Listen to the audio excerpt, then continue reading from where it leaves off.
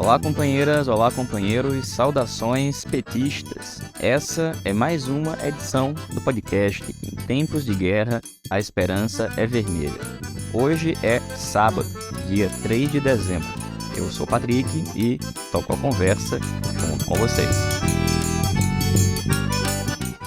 No episódio de hoje, falamos do tema Transição para o novo governo Lula.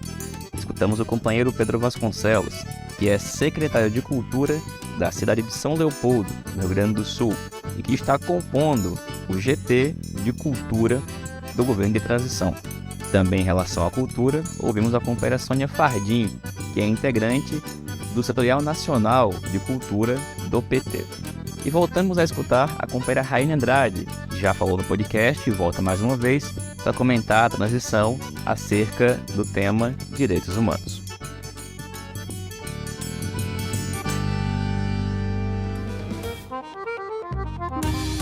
Pessoal, hoje, dia 2 de dezembro, significa que falta um mês para a posse do presidente Lula e 2 semanas para a sua diplomação. O presidente Lula tem afirmado que vai ser após o ato de diplomação, que deve ocorrer no dia 12 de dezembro, que ele anunciará, ou ao menos começará a anunciar a composição do futuro ministério. No entanto, na imprensa, muita coisa tem sido dita. E uma palavra que há bastante tempo não era adotada ou usada para se referir ao presidente Lula e ao PT, voltou a ser conjurada pela grande imprensa. E essa palavra é governabilidade. Pois é, muitos e muitas de nós devem se recordar muito bem como essa palavra foi usada tantas e tantas vezes para justificar as piores escolhas, os piores movimentos e, como a gente costumava falar bem antigamente, escolher fazer maus acordos ao invés de comprar boas brigas. Pois é, mais uma vez agora, essa já tem sido a palavra de ordem da grande imprensa e, portanto, de uma grande parte da direita para tentar colocar uma boa parte do que está sendo construído pelo governo Lula sob a sua escuta e a sua influência. Agora, que a grande imprensa e setores da direita usem isso, é a parte deles. Agora, não dá para, do nosso lado, do lado de cá, a gente escutar companheiros e companheiras e gente muito boa, usando o mesmíssimo argumento da governabilidade para, por exemplo, justificar um possível apoio à reeleição de Arthur Lira para a presidência da Câmara dos Deputados. Convenhamos, gente, o Arthur Lira é um adversário a ser derrotado. O Arthur Lira foi não apenas o fiador da maioria das políticas do governo Bolsonaro, como é a figura que encarna a imagem do orçamento secreto, aquela política que coloca o governo sob o seu controle. Tanto o Arthur Lira, quanto o orçamento secreto, quanto as suas políticas, precisam ser enfrentadas e derrotadas. Bom, alguns alegam, não temos força suficiente, infelizmente nós não elegemos uma bancada que permita, por exemplo, o PT e as forças de esquerda apresentarem uma candidatura própria. Bom, vamos por partes. Primeiro que a gente tem que derrotar o Arthur Lira. Que não tem como derrotar o Arthur Lira, tem a gente enfrentar o Arthur Lira. Essa vai ser uma questão que já se colocou e vai continuar se colocando de forma cada vez mais intensa. Basta olhar para o passado e lembrar, por exemplo, dos argumentos de muita gente que lá em 2014 e 2015 defenderam, por exemplo, que o PT apoiasse um sujeito chamado Eduardo Cunha para a presidência da Câmara dos Deputados.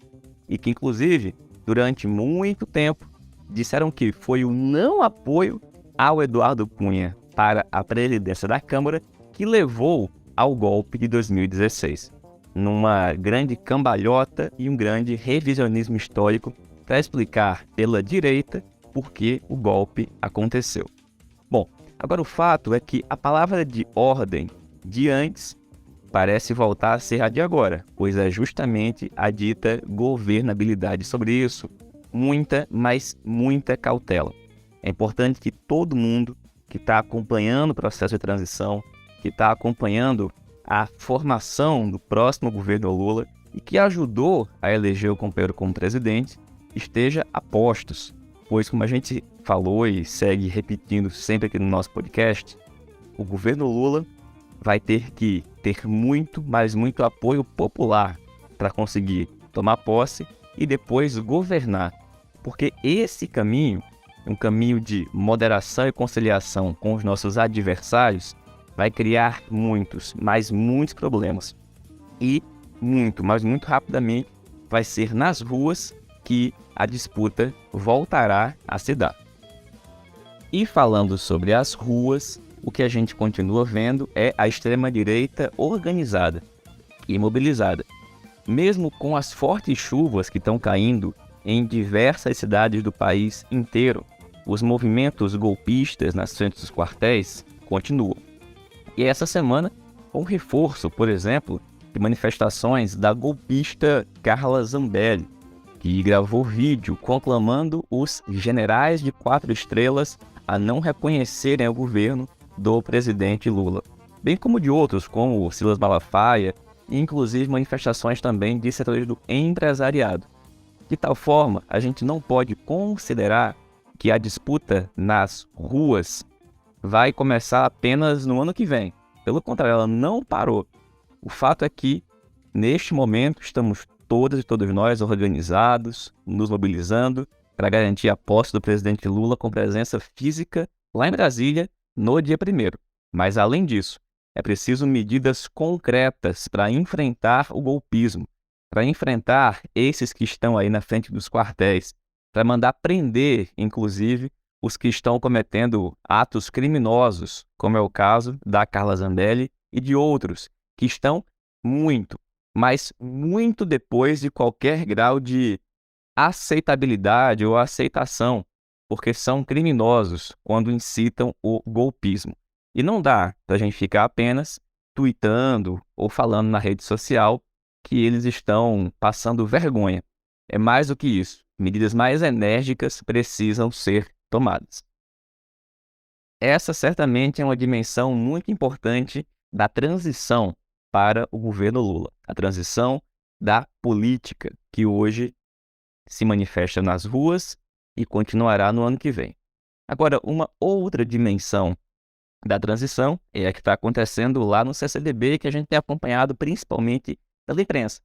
Bom, sobre isso, a gente vai escutar hoje o companheiro Pedro Vasconcelos, o Pedrão, que faz para a gente um breve informe de como que ele está enxergando, o que é que ele está acompanhando na transição acerca do tema cultura. O Pedrão, que é secretário de Cultura em São Leopoldo, está integrando uma das comissões no GT de Cultura e faz para a gente um breve informe. Olá, companheiros e companheiras. Eu me chamo Pedro Vasconcelos, sou secretário de Cultura e Relações Internacionais de São Leopoldo e estou participando do grupo de trabalho de transição na área da cultura do governo Lula. Essas últimas 2 semanas foram bastante intensas de trabalho no GT, porque até o dia 30 de novembro foi feita a entrega do primeiro relatório, a primeira versão do relatório preliminar de diagnóstico, levantamento da situação da atual Secretaria Especial de Cultura e de todas as instituições vinculadas ao antigo Ministério, como o IFAM, a Ancine, a Casa de Rui Barbosa, a Funarte, a Fundação Palmares, a Fundação Biblioteca Nacional. Então, todas essas instituições que são vinculadas ao antigo Ministério, atual Secretaria Especial de Cultura, foi feito um levantamento muito detalhado da situação de funcionários, de estrutura e também de orçamento. É uma terra arrasada, né? Então, o que a gente pode dizer, num primeiro momento, é que o governo Bolsonaro reduziu essas instituições a um papel muito secundário, que estão todas paralisadas. Os servidores, muitos pediram para sair, se transferiram, muitos em licença saúde, muitos com problemas de saúde mental, em depressão. Hoje tem 1/3 de servidores e cargos, o que antes nós tínhamos no antigo Ministério até 2016. E o orçamento que foi previsto na PILOA 2023 é um orçamento de apenas 33 milhões de reais de investimentos, de de novos projetos e iniciativas das autarquias e fundações também da secretaria, o que não é possível para realizar nenhum tipo de ação nacional. Então, enfim, é um orçamento muito irrisório. Então, o que a gente encontrou é um conjunto de servidores que foram perseguidos, que foram humilhados, que estão numa situação bastante precária e bastante complicada, em função de todas essas ações que o governo Bolsonaro empreendeu na área da cultura nos últimos 4 anos.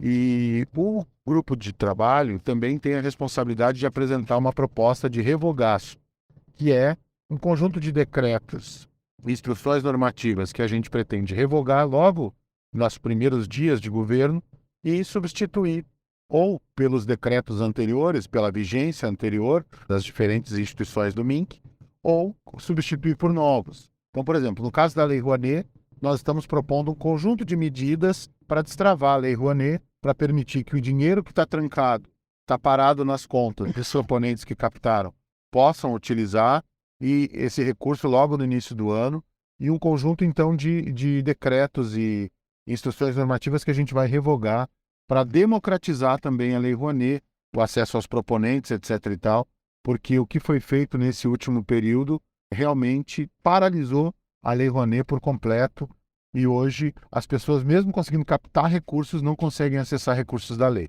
Um outro exemplo é o da Fundação Cultural Palmares, onde eles publicaram um decreto que extinguia da lista de personalidades negras homenageadas da República figuras como a Benedita da Silva, a Elza Soares, o Martim da Vila, uma medida super arbitrária, né, que foi feita em 2020 e que agora também está sendo revogado, e a gente vai poder então fazer justiça e reconhecer a homenagem, o reconhecimento que essas pessoas têm, né, para a área da cultura no Brasil.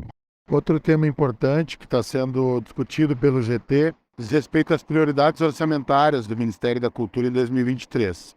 Nossa prioridade zero é tentar garantir a liberação dos recursos da Lei Paulo Gustavo. Agora, no final do ano, a ministra Carmen Lúcia derrubou a medida provisória inconstitucional que Bolsonaro havia editado, a MP 1175, que jogava para o ano que vem a Paulo Gustavo e tornava ela facultativa. Conseguiu derrubar essa MP porque ela era totalmente inconstitucional e, portanto, agora tem sido feita toda uma movimentação no Congresso para poder garantir o crédito extraordinário desses 3,8 bilhões e esse recurso ser empenhado ainda no ano de 2022. Dessa forma, ele não comprometeria o orçamento de 2023 e o orçamento do Ministério da Cultura, a recomposição do orçamento do MINC para 2023, está prevista dentro dessa negociação da PEC do Bolsa Família, que como ela vai abrir um espaço orçamentário, então a gente poderia garantir um recurso de até 4,5 bilhões para a cultura em 2023. Outros 2 temas bem importantes que estão sendo objeto da discussão agora do GT são temas que o presidente Lula falou durante a campanha com muita ênfase: a ideia da criação dos comitês estaduais de cultura e a ideia da gente fortalecer a cultura também na sua dimensão econômica, pensando os trabalhadores da cultura, a geração de trabalho e renda, o potencial que a cultura tem para o desenvolvimento econômico do país, para um projeto nacional de desenvolvimento. Então, tanto os comitês, que vão ser uma esfera de participação, uma esfera de diálogo, um espaço de governança permanente com a sociedade civil e também de mobilização da sociedade para um conjunto de temas e debates importantes que nós vamos enfrentar no próximo período, quanto o tema da economia da cultura e da melhoria das condições dos trabalhadores da cultura que sofreram enormemente com a pandemia, são objeto de discussão nossa, de preocupação, para que a gente possa apresentar propostas para o novo governo, né, para o novo ministério que assume em janeiro, partir pelo menos de alguma ideia já mais elaborada a partir dessas 2 ideias força que surgiram na campanha. E uma outra discussão importante também é a discussão da EBC. O Grupo de Comunicação Social do Grupo de Transição está propondo que a EBC, ou pelo menos a TV Brasil, as rádios e a estrutura da comunicação pública venha para o Ministério da Cultura e ficaria com a SECOM, com a Secretaria de Comunicação da Presidência, apenas a comunicação estatal, a comunicação institucional do governo. Então, essa é uma discussão que o GT está fazendo também. Na próxima semana vai haver uma reunião entre o GT de Comunicação e o GT de Cultura para a gente discutir esse papel da EBC e da nova TV pública. Para nós, da cultura, é muito importante nós podermos ter um instrumento potente, poderoso de promoção da diversidade cultural, dos conteúdos regionais, como uma TV educativa, uma TV que vai poder também ajudar a formar opinião e construir essa narrativa que é tão importante a gente construir nesse diálogo com toda a sociedade brasileira.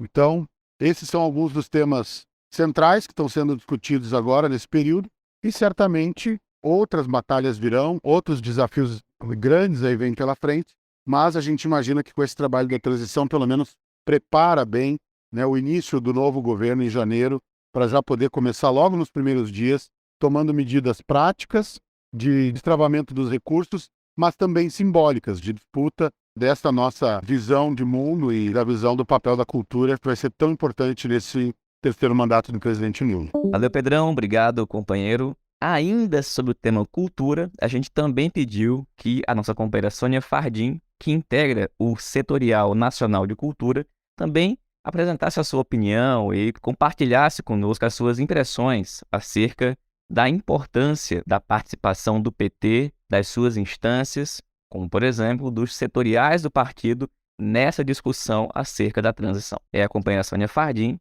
que a gente escuta a partir de agora. Olá, companheirada. Aqui é Sônia Fardim. Eu sou militante da cultura na cidade de Campinas e sou representante da ENO Setorial Nacional de Cultura. Quero contribuir aqui, Patrick, com o debate com algumas questões. A principal que eu aponto nesse momento, que ainda estamos na transição, às vésperas de uma nova gestão, é a necessidade de fortalecer as instâncias partidárias como o lugar do debate, da reflexão, da proposição, da elaboração de propostas, mas, sem dúvida nenhuma, do acompanhamento crítico tanto das ações do governo, mas principalmente também das ações do partido. Os setoriais, historicamente no PT, têm uma importância muito grande na musculatura política do partido para enfrentar os seus desafios. E o grande desafio do Partido dos Trabalhadores nos próximos 4 anos é não abrir mão do seu protagonismo nesse governo, não abrir mão do seu lugar enquanto o partido que efetivamente organizou forças para ganhar esta eleição, e é sobre este partido que recai a maior responsabilidade sobre os rumos da nova gestão que começa dia 1º. Sem dúvida nenhuma, o terceiro turno já começou e ele tem hora para começar, mas não tem hora para terminar. Ele vai durar todo o mandato e o partido tem que estar fortalecido para enfrentar esse desafio. Por isso que o partido não pode abrir mão do seu protagonismo, principalmente no campo da cultura. É preciso fazer um debate profundo do que tem sido a cultura no partido nesses últimos anos.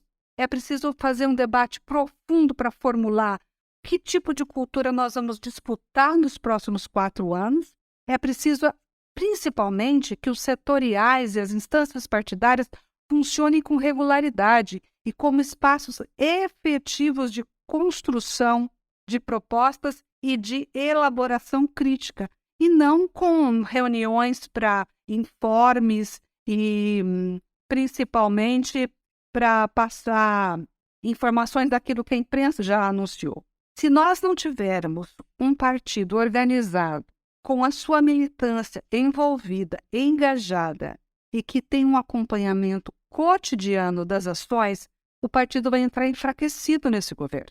E, principalmente, é preciso estar no lugar de quem vai puxar o carro desse governo para as nossas proposições, para fazer o debate da política que o PT tem que fazer nesse governo, que não é a da conciliação, que não é a do arroxo, que não é a da não revisão das reformas, principalmente da reforma trabalhista. Isso é parte do debate cultural. É importante também que o setorial de cultura exercite um acompanhamento crítico do Ministério. E para isso ele tem um papel importante também na contribuição do que será esse Ministério. O PT não pode abrir mão de ser protagonista do Ministério da Cultura, porque é pela cultura que vem sendo construída a cultura do ódio, a cultura da agressão, a cultura da violência e muito, que talvez seja mais nociva, a cultura da resignação. a esperança crítica e ativa, ela é fundamental como uma arma cultural. E cabe ao novo ministério estar à frente desse processo. E, só para concluir, é importante lembrar o seguinte: quem será cobrado sobre o resultado dessa nova gestão será o campo da esquerda. E quem será cobrado no campo da esquerda sobre o resultado dessa nova gestão é o Partido dos Trabalhadores. Por isso que o partido tem que estar organizado. E a sua principal musculatura, que são os seus setoriais, as suas plenárias, as suas formas de conexão com a base, não podem ser negligenciadas. É isso, Patrick. Por hoje fico por aqui. Grande abraço. Parabéns para vocês aí nesse exercício de manter a crítica sempre nas mídias, nas redes, nas ruas. Um abraço. Valeu, Sônia. Muito obrigado, companheira. E pessoal, ainda em relação ao tema transição, a gente vai escutar agora a companheira Rayane Andrade, que coordena o setorial de direitos humanos do PT no Rio Grande do Norte. Já esteve aqui no podcast falando sobre esse assunto e volta hoje para trazer mais informações e a sua opinião sobre como é que está se dando a transição e as principais discussões que estão acontecendo. Oi, gente. Olá, ouvintes do podcast Em Tempos de Guerra e Esperança Vermelha. Quem fala é Raiane Andrade. Vou trazer aqui as minhas impressões sobre o desenvolvimento da transição a partir da questão de direitos humanos. Como eu tinha informado anteriormente, né, no último programa, a gente está construindo o coletivo nacional. Eu estou secretária e coordenadora, né, na verdade, do coletivo aqui do Rio Grande do Norte. E a impressão que eu tenho é que o setorial ele ainda não é muito fortalecido politicamente. Não teve um tensionamento grande no coletivo para que o secretário figurasse como uma pessoa na estrutura da transição, como outras secretarias fizeram, como a LGBT, por exemplo. Eu cheguei na época a questionar quais teriam sido os critérios políticos para a indicação das pessoas que estavam compondo, e ninguém me respondeu. Houve uma presença da deputada Maria do Rosário em uma das nossas reuniões para trazer informes.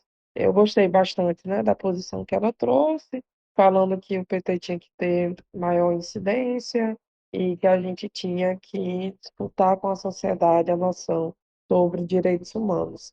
Ela disse ainda que não tinha um desenho fechado sobre como seria o ministério, mas só falou que mulheres, negros e negras e povos originários deveriam ter espaços próprios e as demais questões ficariam no campo dos direitos humanos. Houve uma subdivisão no grupo, e uma dessas subdivisões foi a questão de criança e adolescente.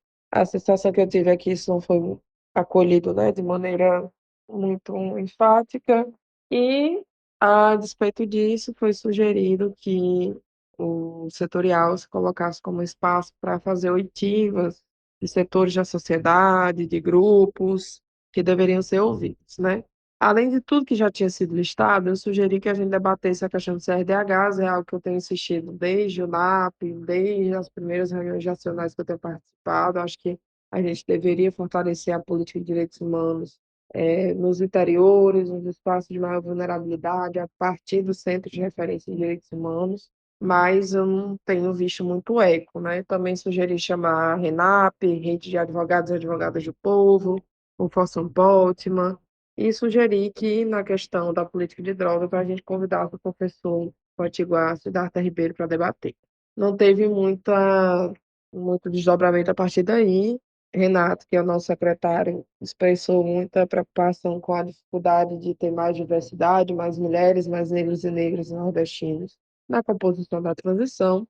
Em uma outra reunião entrou Vinícius e Janaína do setorial LGBT, basicamente para dar um salve, um oi para a gente, deram um repasse, né, de como é que estavam os trabalhos lá, que, enfim, né, muita discussão, enfim.